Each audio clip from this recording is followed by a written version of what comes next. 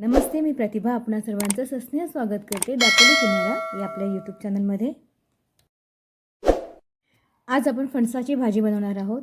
आमच्या इथे याला कोवऱ्याची भाजी म्हणतात, तुमच्या इथे याला काय म्हणतात नक्की सांगा कमेंटमध्ये।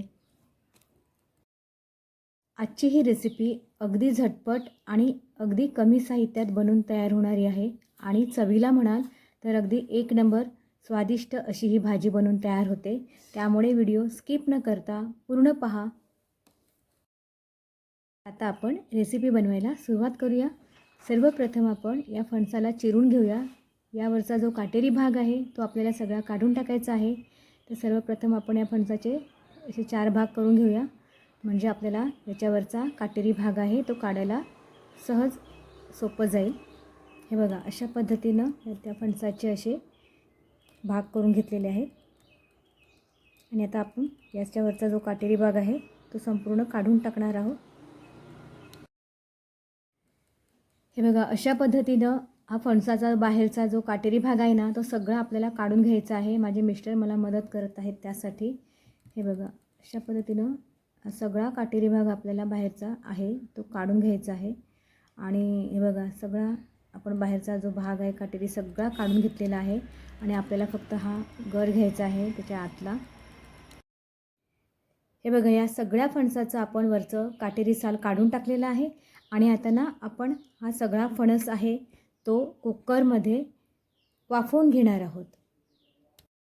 कुकरमध्ये ना 1-1.5 ग्लास पाणी घातले आणि त्यावर अशी जाळी ठेवलेली आहे आणि आता बघा एका भांड्यामध्ये आपण हा सगळा फणस ठेवलेला आहे आणि त्यामध्ये अर्धा ग्लास पाणी घालूया आणि हा फणस सगळा आपण कुकरमध्ये 4-5 शिट्या करून शिजवून घेऊया। तेव्हा आपण 5 शिट्या करून घेतलेल्या आहे।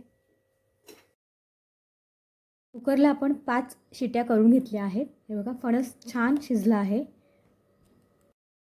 आता आपण कोयरीची भाजी बनवण्याची पुढची तयारी करूया।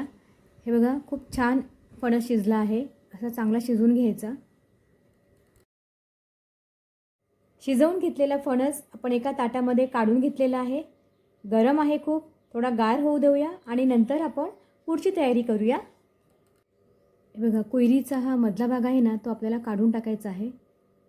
बघा, हा सुरीच्या सहाय्याने हा मधला भाग आपण काढून टाकूया।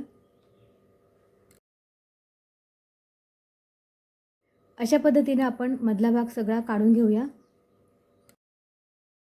तुम्हाला जर ही माझी रेसिपी आवडली तर रेसिपीला लाईक नक्की करा आणि रेसिपी शेअर करा तुमच्या मित्र आणि परिवारामध्ये आणि चॅनलला सबस्क्राईब जरूर करा, ही नम्र विनंती।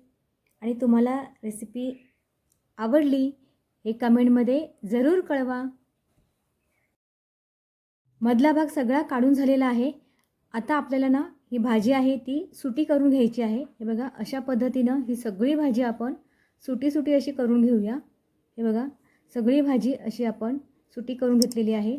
अशा पद्धतीनं ही भाजी अशी कुस्करून घ्यायची आहे आपल्याला हाताने छान। हे बघा, ही सगळी भाजी अशी मोकळी करून झाली ना की आता आपण पुढची तयारी करूया। आता आपण यामध्ये सगळे सुके मसाले घालून घेऊया। एक छोटा अर्धा चमचा हळद घातली आहे आणि आता आपला घरगुती मसाला जो असेल तो यामध्ये आपण आपल्या चवीनुसार घालायचा आहे। मी इथे 3 चमचे आपला घरगुती मसाला घेतलेला आहे। आपल्या चवीनुसार आपल्याला किती तिखट आवडतं त्यानुसार आपण मसाला घ्यायचा आहे आणि आता चवीनुसार मीठ घालून घ्यायचं आहे।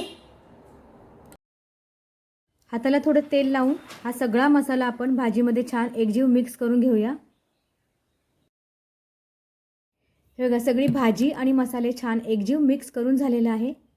गॅस ऑन करून आपण त्यावर एक भांडं ठेवलं आहे आणि आता त्या भांड्यामध्ये आपण मोहरी घेऊया आणि मी इथे 2 पळी तेल घेतलं आहे। आता या फोडणीमध्ये जिरं घालूया। जिरं घालून झालं की एक छोटा चमचाभर हिंग घालूया।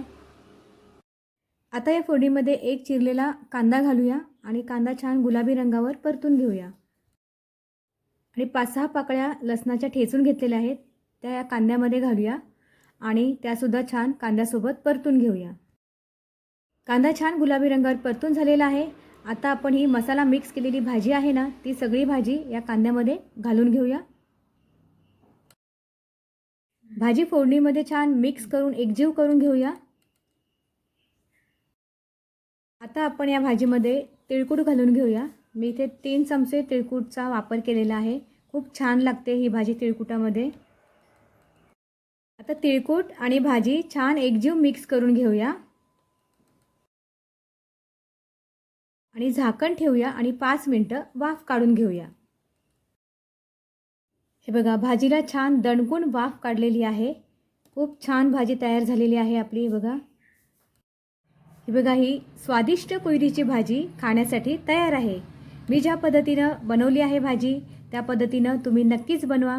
तुम्हाला ही भाजी नक्कीच खूप आवडेल. थँक्यू.